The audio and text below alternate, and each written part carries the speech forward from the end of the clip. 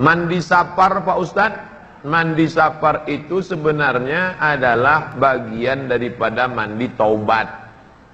Orang mau pergi berangkat haji, dia dianjurkan taubat dulu. Dalilnya mana? Ma min muslimin yuznibu dzamban. Kalau ada orang buat silap, buat salah, buat dosa, summa yatatahhar, yang sebagus-bagusnya mandi. Summa yusalli rak'ataini, setelah itu salat sunat 2 rakaat. Usollinya apa? Usolli sunnatat taubat raka'ataini lillahi ta'ala. Andai mati dia dalam perjalanan itu, matinya mesti husnul khatimah. Dan secara medis juga baik. Mau berangkat itu dia badannya fresh, segar, sehat. Nanti jumpa orang, malaikat dekat kepada orang yang harum-harum. Tadi sebelum kemari sahabat memberi saya parfum minyak wangi. Makanya siapa yang bau badan, bau bawang dilarang Nabi masuk masjid.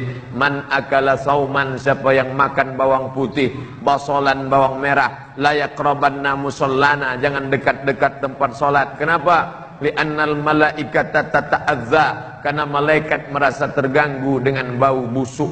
Malaikat terganggu dengan bau busuk itu. Sudahlah makan bawang, sambal belacan, petai jengkol, tak gosok gigi, kumur-kumur pun tidak, masuk ke masjid, ayat keluar, hilang khusyuk orang. Orang bukan terbayang yang ngebayang macam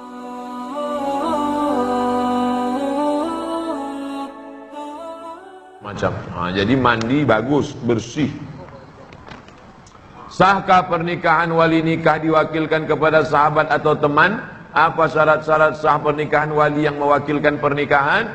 Yang pertama, wali ayah. Kalau tak ada wayah, datuk. Kalau tak ada datuk, abang. Kalau tak ada abang, adik. Kalau tak ada paman, abang ayah. Kalau tak ada adik ayah, meninggal mereka semua ditelan bumi, gempa, tsunami, maka anak abang, keponakan, anak abang, anak adik. Tak juga ada anak paman, anak adik ayah, anak abang ayah. Pokoknya dari pihak ayah, dari pihak emak tak bisa jadi wali. Lalu kemudian tak ada semuanya Pak Ustaz. Dia tak ada ayahnya. Kenapa? Dia pun dulu kami dapat dalam kardus, dicampakkan dalam kotak supermi. Maka siapa walinya? Fasultanu waliyun man la waliyalaha. Maka hakim menjadi wali bagi perempuan yang tak punya wali. Yang dimaksud hakim di sini siapa sekarang? Pak Kua. Pak Kua mewalikan dia karena tak ada walinya. Salah satu yang bisa menyebabkan perwakilan wali, wali yang ada tu ayahnya sedang berada di tempat jauh, di Malaysia, di Jakarta, jarak yang dibolehkan mewakilkan perwalian. Lalu kemudian dia katakan, aku wakilkan perwalianku ini kepada Pak Kua. Tapi yang kuat adalah perwalian dari wali abad, wali jauh ke wali dekat, ke wali dekat, ke wali dekat. Jangan main potong kompas saja. Karena bapak tak setuju, langsung dicarinya wali. Tiba-tiba pulang bawa suami. Siapa nih? Suamiku. Mana pernah kami mewalikan? Ku beli wali. Beli wali pula. Anak hasil zina bisakah dinisbatkan kepada ayah yang menzinahinya? Sedangkan anak tersebut lahir setelah pernikahan di atas 7 bulan, 6 bulan, 3 bulan, 2 bulan, 1 bulan, tak ada beda. Begitu dalam fikul islami wa adillatuh. Kalau ada anak hamil dinikahkan dengan laki-laki, lalu kemudian setelah anak lahir, maka muncul 4 masalah. Pertama, anak itu tak boleh pakai bin dan binti si bapak. Yang kedua, kalau anak itu lahir laki-laki, sesudah itu lahir adiknya perempuan, maka dia tak bisa jadi wali bagi adiknya, karena dia bukan saudara seayah, jadi anggap saudara seibu tak bisa jadi wali. Yang ketiga, kalau bapak itu meninggal, si anak tak dapat harta warisan. Yang keempat, kalau anak itu gadis, maka yang jadi wali nikahnya nanti bukan si bapak itu, tapi wali hakim. Dia marah. Rambutnya, darahnya, air liurnya sudah kami periksa di rumah sakit Singapura. DNA-nya sama. Ini kan anak saya. Itu bukan anakmu, mas bro. DNA tak laku dalam Islam. Al-waladu lil firash. Nasab anak diakui sesudah akad. Kalau sebelum akad, salah saya apa? Kau tak tahu salahmu apa? Enggak, kau mencoblos sebelum hari H.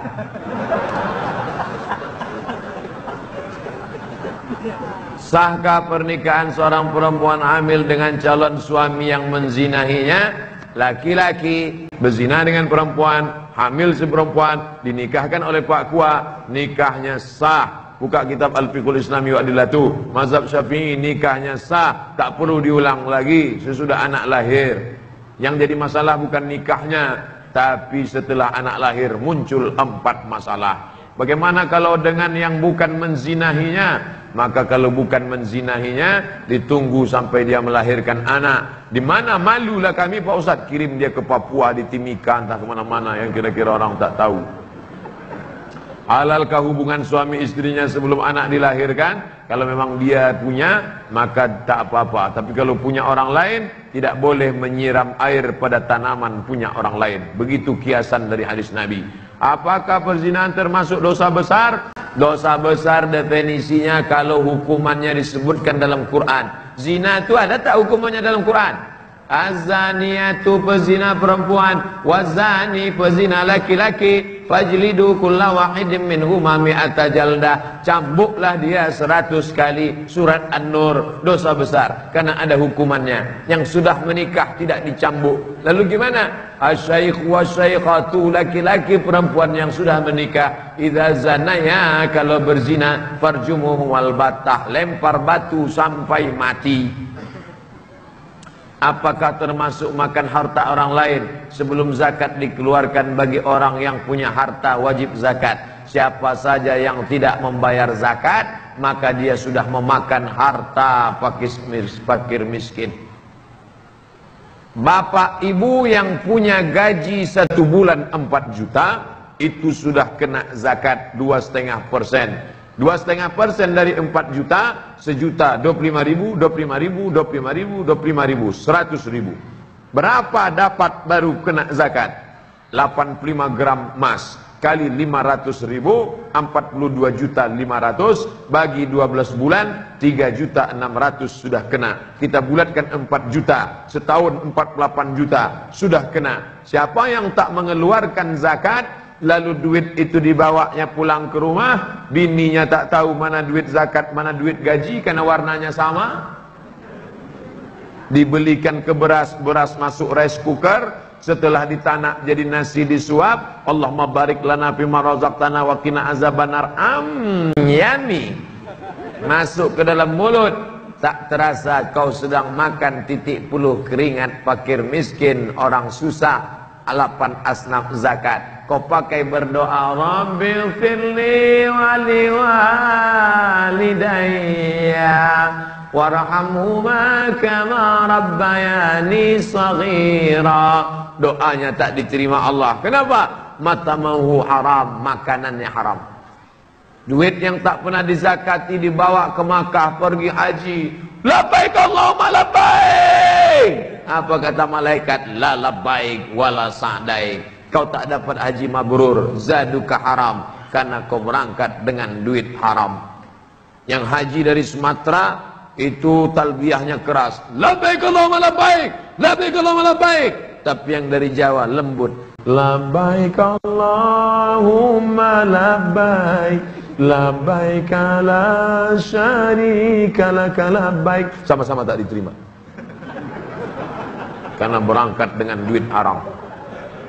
Apakah musik itu haram Pak Ustadz? Buka kitab fikih musik Syekh Yusuf Al-Qardawi, sudah diterjemahkan ke bahasa Indonesia, dicetak oleh Gema Insani Press Jakarta GIP. Di situ kesimpulannya, kalau musik itu ingat mati, musik itu ingat perang, musik itu ingat jihad, boleh. Khaybar ya Yahud, Jaisu Muhammad sawfa ya'ud.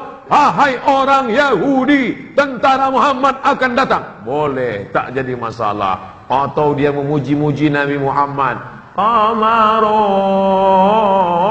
Qamarun, Qamarun Sayyidina Nabi, Qamarun, Qamarun. Apa pula salahnya? Atau lagu ingat mati, orang kaya mati, orang miskin mati, mati. Tak salah. Tapi kalau lagu mengajak berzina haram. Mana lagu ngajak berzina? Cinta Satu Malam. Bagaimana hasil uang bermusik Pak Ustaz? Tengok musiknya. Kalau musik Cinta Satu Malam, Keong Racun, Kucing Garong, Kabika Cika Bigam, Kucu Kucu Hotahi, What Can I Do For You, hafal juga Pak Ustaz itu.